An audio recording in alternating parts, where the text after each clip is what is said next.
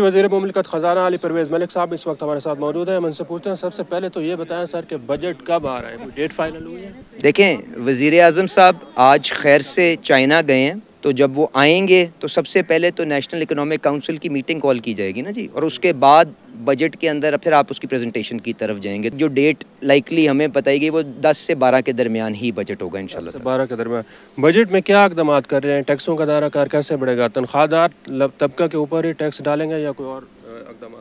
देखें, सबसे पहले जो मैंने अंदर भी गुफ्तगू की, वकास साहब बैठे हुए थे वहाँ पे, कि हमें एक चीज़ तो तय करनी है कि ये जो इस्तेहकाम आया है इसको अगर हमने एंकर करना है तो हमें IMF के फ्रेमवर्क में रह के उनकी मशावरत और उनकी पार्टनरशिप के अंदर आगे चलना है।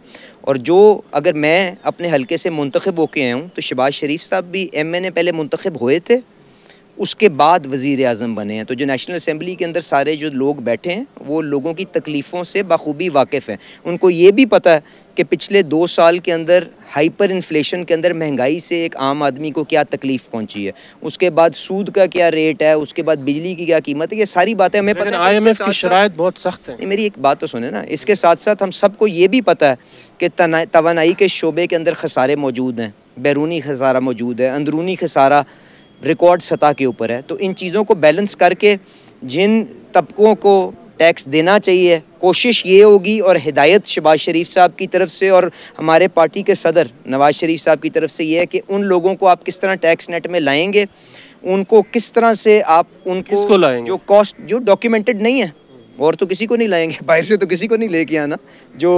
अनडॉक्यूमेंटेड सेगमेंट के अंदर जो लोग हैं नहीं, आपके सामने है यार कि आपके अगर 30 लाख अगर आपका बंदा टैक्स देता है तो बताने की ज़रूरत है कि कौन टैक्स से बाहर है। तो उनको नहीं पता ना कि कौन टैक्स दे रहा है कौन नहीं दे रहा। चलें, अब मैं इस बहस में जाए बगैर जो कि कौन फाइलर है कौन नॉन फाइलर है और किसको देना चाहिए और किसके पास कितने प्लॉट हैं और किसके पास कितनी गाड़ी है, कितनी दफ़ा बाहर जा रहा है, ये बहस ना हम एक दूसरे को मतलब इसके साथ छेड़खानी करते रहे, मकसद कोई नहीं। हमें आगे निकलने के लिए ना रास्ता करना है कि हमने आमदनियाँ, जिनके पास आमदनी है और फाइल नहीं करते रिटर्न और टैक्स नहीं देते, जिनकी वजह से कीमतों के ऊपर टैक्स लगाया जाता है, इस रवायत को ख़त्म करना है, इसको दफन करके आगे चलना है। ये वो नीयत है, ये वो हिदायत है जो शहबाज शरीफ साहब की तरफ से मिली है।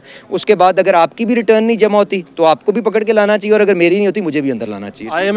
IMF कुछ लचक मुजाहिरा कर रहा है, IMF को लचक का मुजाहिरा आपको देखें, उनको समझाना पड़ेगा कि अगर और उनकी जो मसाइल हैं, उनके जो प्रॉब्लम्स हैं, उसको भी समझना पड़ेगा कि वो कहते हैं कि जी आपके पास ये 24वां प्रोग्राम है, क्यों आपने ये काम पहले नहीं किए। तो उनको यही बताया जा रहा है कि शहबाज शरीफ साहब जो इस हुकूमत के अंदर फैसले करें, क्या कभी पहले 70 साल में पाकिस्तान की तारीख में हुए हैं? आज जिस किस्म इतनी ज़्यादा बिजली महंगी हो गई, आवाम अफोर्ड नहीं कर रहा, तो हुकूमत किस तरह के इक़दाम कर रही है? बॉस, मैं आपसे कह रहा हूँ कि ये एक आपको शराकतदारी के साथ आगे चलना पड़ेगा। आज तक कभी PIA प्राइवेटाइज हुई है? हो रही है ना, हो रही है ना। कौन कर रहा है? वज़ीर आज़म कौन है? कौन है वज़ीर आज़म? सिर्फ प्राइवेटाइजेशन ही हल है इकोनॉमी को ठीक करने का। प्राइवेटाइजेशन एक उसका बड़ा बुनियादी नुक्ता है जिससे आपने अखराजात कम करने हैं जो ज़ाया हो रहे हैं। आप ये नहीं देख सकते कि जी कि अगर 100 अरब रुपए का नुकसान PIA कर रही है और उसी कीमत के ऊपर फ्लाई जिना या कोई और जो एयरलाइन है वो कितनी बेहतर सर्विस दे रही है।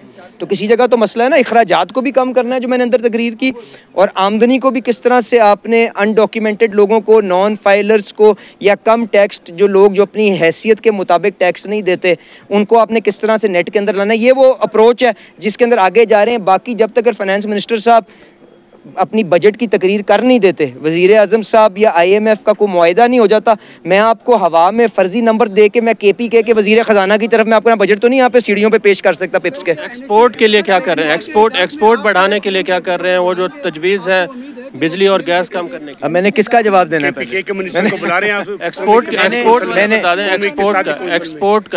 का बता दें कि बिजली और गैस का टैरिफ। मैं कोशिश करता हूँ मैं दोनों मसाइल के ऊपर बात कर लूँ।